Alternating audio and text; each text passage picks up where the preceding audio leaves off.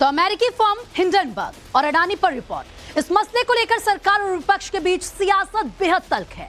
विपक्ष इस मुद्दे को लेकर मोदी सरकार पर लगातार हमला कर रहा है। खास करके कांग्रेस इस मौके को अच्छी तरह से भुनाना चाहती है। कांग्रेस नेता राहुल गांधी अक्सर अपने बयानों में अडानी का मुद्दा उठाकर मोदी सरकार को घेरने की कोशिश करते रहे हैं, लेकिन अब विपक्षी खेमे में शामिल शरद पवार की पार्टी एनसीपी का स्टैंड बदला हुआ नजर आ रहा है। शरद पवार ने जेपीसी जांच की बजाय सुप्रीम कोर्ट की कमेटी से जांच को बेहतर विकल्प बता दिया है, क्योंकि कांग्रेस ये कह रही है कि जेपीसी जांच इस पूरे मामले में होनी चाहिए। लेकिन देखिए शरद पवार क्या कुछ कह रहे हैं और इस बयान को लेकर जबरदस्त घमासान छिड़ चुका है। इसी मसले से जुड़ी इस वक्त की बड़ी खबर हम आपको बताते हैं कि किस तरीके से लगातार अब घमासान शुरू हो चुका है। अडानी पर शरद पवार के बयान से सियासी बवाल शुरू हो चुका है। कांग्रेस नेता अलका लांबा का शरद पवार पर निशाना सामने आया। अलका लांबा ने अडानी पवार का फोटो ट्वीट किया है। निजी हितों के लिए तानाशाह के गुण गा रहे हैं, ये लांबा की तरफ से इस ट्वीट में लिखा गया है। लड़ाई अकेला राहुल गांधी लड़ रहा है। तो देखिए किस तरीके से अब यहाँ पर जो विपक्ष है उसमें भी अगर आप देखेंगे कि एकता नजर नहीं आ रही है। अडानी मामले पर ये पूरा विवाद बढ़ रहा है। ऐसे में क्योंकि कांग्रेस की ये मांग रही है कि जेपीसी की मांग इस पूरे इसमें होनी चाहिए, जांच होनी चाहिए, लेकिन अब शरद पवार की तरफ से जिस तरीके से बात कही गई है उसी को लेकर अलका लांबा का ये ट्वीट सामने आया है और उन्होंने निशाना साधा है। आपको हम ये भी बता दें कि हिंडनबर्ग की रिपोर्ट के बाद जिस तरह से कांग्रेस अडानी पर बीजेपी को घेरने में जुटी है, एनसीपी नेता शरद पवार ने क्या कहा था वो भी आपको हम सुनाएंगे। लेकिन आपको पहले मैं ये बता दूं कि हिंडनबर्ग मामले में एक फर्म की ओर से दी गई रिपोर्ट को जरूरत से ज्यादा तवज्जो दी गई है। ऐसा लगता है कि इस मामले में एक इंडस्ट्रियल ग्रुप को टारगेट किया गया है और विपक्ष ने एक फर्म की रिपोर्ट को जरूरत से ज्यादा महत्व दिया है। इस फर्म का बैकग्राउंड किसी को नहीं पता, हमने इनका नाम भी नहीं सुना है। जेपीसी जांच से मामला नहीं सुलझेगा। सुप्रीम कोर्ट की कमेटी से सच्चाई देश के सामने आएगी। और देखिए एक बार मैं आपको फिर से बता देती हूँ कि आखिर शरद पवार ने क्या कहा और उसके मायने क्या है। शरद पवार का बयान क्या जरा आप समझिए। उन्होंने कहा कि विदेशी फर्म की रिपोर्ट पर अडानी को घेरना गलत है।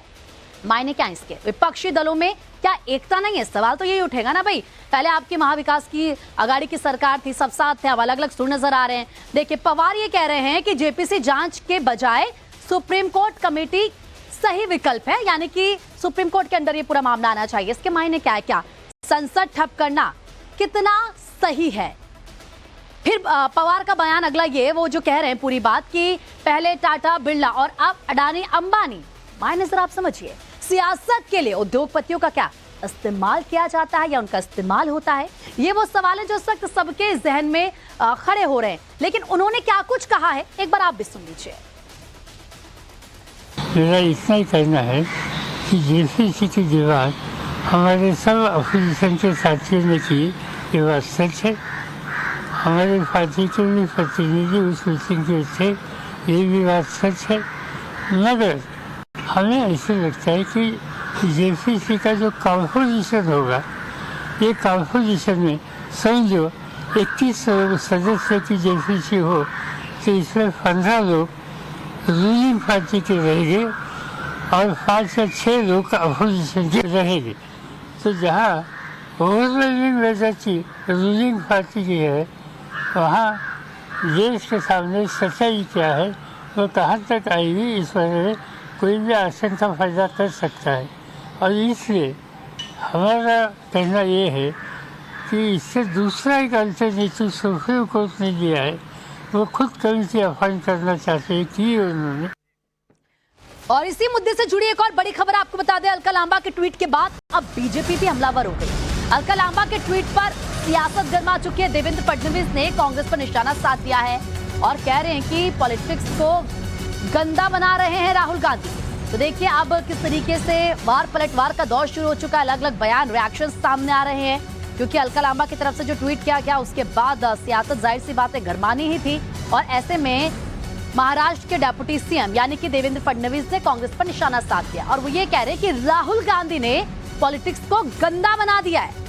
वो ट्वीट इस वक्त आपकी टीवी स्क्रीन पर भी है। पहला देखिए देवेंद्र फडणवीस ने जिस तरीके से पलटवार किया अलका लांबा के ट्वीट पर, वो हम आपको दिखा रहे हैं। एक तरफ अलका लांबा का ट्वीट और दूसरी तरफ देवेंद्र फडणवीस का ट्वीट सामने आया है। आरोप प्रत्यारोप का दौर शुरू हो चुका है। वो ये कह रहे हैं कि राहुल गांधी गंदी राजनीति कर रहे हैं, किस तरीके से उन्होंने पॉलिटिक्स को गंदा बना दिया है और ऐसे में अब सियासी घमासान मचा हुआ है।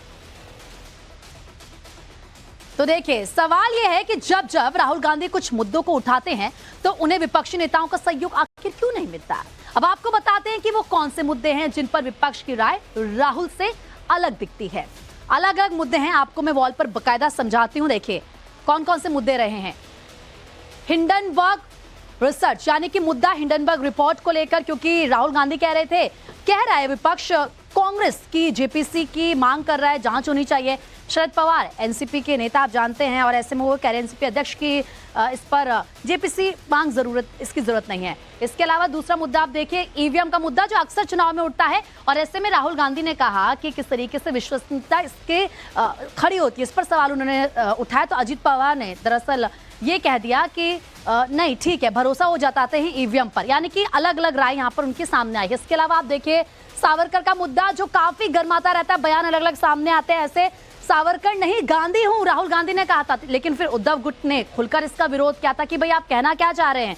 ये वो लोग हैं, ये वो विपक्षी पार्टियां जो कहते हैं कि 2024 में हम साथ आएंगे, इलेक्शन लड़ेंगे। आगे देखें भारत जोड़ो यात्रा का मुद्दा अगर हम बात करें तो 21 दलों को न्योता दिया गया था कांग्रेस की तरफ से, लेकिन विपक्ष का पूरा साथ नहीं मिला था क्योंकि ममता बनर्जी तो उसमें शामिल ही नहीं हुई थी। तो ये वो मुद्दे हैं। इसके अलावा आप देखिए किस तरीके से ये कह सकते हैं आप कि कांग्रेस को हमेशा जो बाकी विपक्षी पार्टियां होती हैं उनका साथ शायद नहीं मिलता है और इसी तरीके से अलग अलग बयान हमेशा से सामने आते रहते हैं।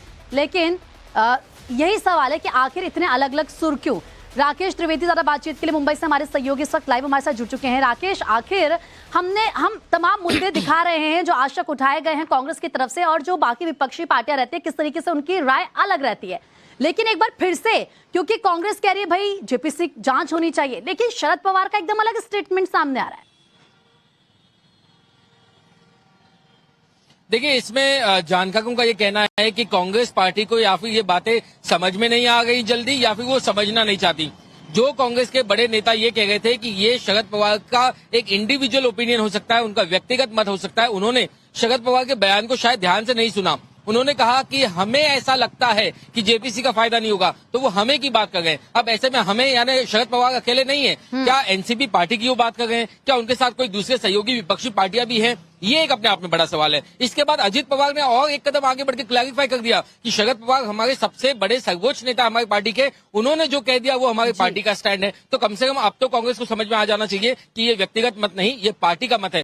ऐसे में उन्हें बहुत जल्दी आत्ममंथन करने की जरूरत है। 2024 का जो चुनाव है वो आने ही वाला है। ऐसे में अगर विपक्षी एकता अगर कमजोर होगी तो वो ये मैच जीत नहीं पाएंगे। ये तो वही हो गया कि वर्ल्ड कप के ठीक पहले आपके तमाम जितने जो बड़े प्लेयर्स हैं वो रिटायर्ड हर्ट है, इंजर्ड होकर के बाहर है। तो हमने ये भी देखा कि तृणमूल कांग्रेस के जो प्रवक्ता है उन्होंने भी ये कहा कि जेपीसी की जो मांग है वो जायज नहीं है। तो ऐसे में जब तृणमूल उनके साथ नहीं है, एनसीपी उनके साथ नहीं है, तो आखिर क्या ऐसे ही वो 2024 का चुनाव लड़ेंगे? ये सबसे बड़ा सवाल है। और अभी भी अपने ईगो को, अपनी समझ को एक दरकिनार करते हुए अगर वो अभी भी आत्ममंथन कर लें तो ये बहुत ज्यादा देरी नहीं होगी, ऐसा जानकारों का कहना है। राकेश, हैरानी तो तब होती है क्योंकि पूर्व में महाविकास अघाड़ी की सरकार थी, उसमें कांग्रेस एनसीपी साथ थी, और आज अगर कांग्रेस कोई बात कहती है या राहुल गांधी कोई मांग उठाते हैं तो एनसीपी उससे सहमत नहीं होती। फिर वही सवाल खड़ा हो जाता है कि आखिर कैसे जो विपक्ष कह रहा है कि 2024 में हम मिलकर चुनाव लड़ेंगे, मिलकर हम बीजेपी को हरा सकते हैं, क्या वो मुमकिन हो सकता है? क्योंकि लग तो नहीं रहा है बिल्कुल भी। बिल्कुल, अभी फिलहाल आज की तस्वीर तो बड़ी ही मुश्किल नजर आती है। महाविकास अघाड़ी की अगर बात करें तो पहले सावरकर के मुद्दे पर उनकी एक सहयोगी जो पार्टी है शिवसेना, उसका स्टैंड उनसे अलग हो जाता है। उसके बाद में ईवीएम मशीन का मुद्दा हो, चाहे जेपीसी की मांग का मुद्दा हो, उसमें एनसीपी उनसे अलग हो जाती है। तो जो तीन पार्टियों का जो संगठन था महाविकास अघाड़ी, वो तीनों ही पहिए अब गाड़ी से निकल करके अलग अलग होते हुए दिखाई दे रहे हैं। तो इस गाड़ी का आगे चलना और लंबी दूरी तक चलना और खासतौर से 2024 के चुनाव में जीत तक पहुंचना बड़ा ही मुश्किल नजर आता है। ऐसे में क्या आने वाले वक्त में ये रिकंसाइल कर पाएंगे? क्या बाकी विपक्षी पार्टियों को एकजुट ये वाकई में कर पाएंगे? ये अपने आप में बड़ा सवाल है और ये कांग्रेस के नेतृत्व पर सवाल खड़ा हुआ है और इसका जवाब उन्हें तलाशना होगा। ये कांग्रेस के नेतृत्व पर ही सवाल खड़ा करता है। बहुत बहुत शुक्रिया आपका तमाम जानकारी देने के लिए राकेश।